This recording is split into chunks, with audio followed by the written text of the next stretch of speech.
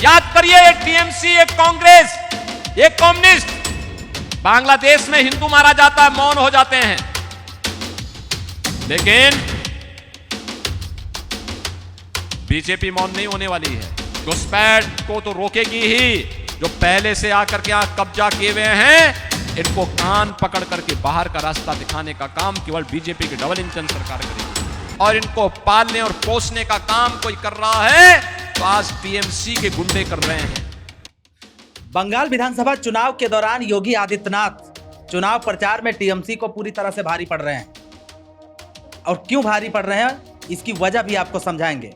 दरअसल अभी आपने अगर देखा हो कि पिछला जो चुनाव हुआ, असेंबली इलेक्शन, चाहे दिल्ली हो, हरियाणा हो या मध्य प्रदेश हो, इन सभी जगहों पर सीएम योगी आदित्यनाथ की रैली हुई।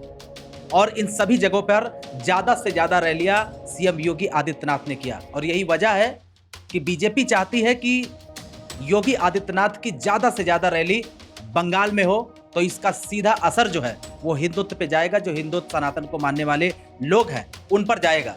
अब आपको समझाते हैं। चुनाव शुरू हो चुका है, बम्पर तैयारी चल रही है। कल रात शुभेंदु अधिकारी चुनाव प्रचार कर रहे थे। इसी दौरान टीएमसी के भी कार्यकर्ता आ गए और दोनों लोग आमने सामने हो गए। और उसके बाद में शुभेंदु अधिकारी का जो रिएक्शन रहा, उसकी भी वीडियो सोशल मीडिया पे वायरल हो रही है, चर्चा हो रही है। लेकिन इधर सीएम योगी आदित्यनाथ ने धुआंधार तरीके से बंगाल में एंट्री कर दी है। कुछ लोग कह रहे हैं बाबा कि ये धुरंधर वाली एंट्री बीजेपी की नैया पार लगा देगी। लेकिन क्या वास्तव में इस बात में दम है? इस पे चर्चा करेंगे। योगी आदित्यनाथ की कई रैलियां अब तक बंगाल के अलग अलग विधानसभाओं में हो चुकी हैं। उत्तर प्रदेश बीजेपी के तमाम जो कार्यकर्ता हैं वो भी बंगाल इलेक्शन में लगे हैं। यानी बंगाल इलेक्शन को बीजेपी किसी भी तरीके से ये नहीं चाहती कि ये भी चुनाव उसके हाथ से फिसल जाए।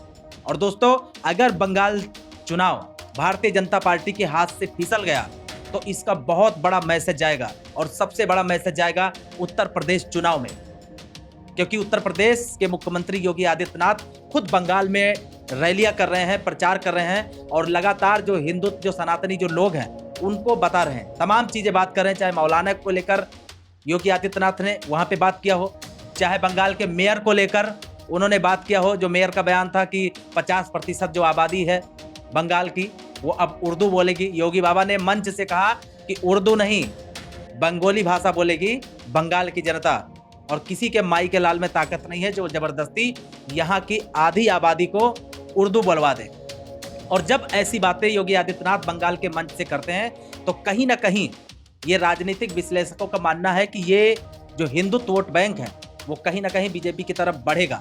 हालांकि ममता बनर्जी की अपनी फील्डिंग है, अपनी फील्ड है और लंबे समय से वो भी राजनीति में है।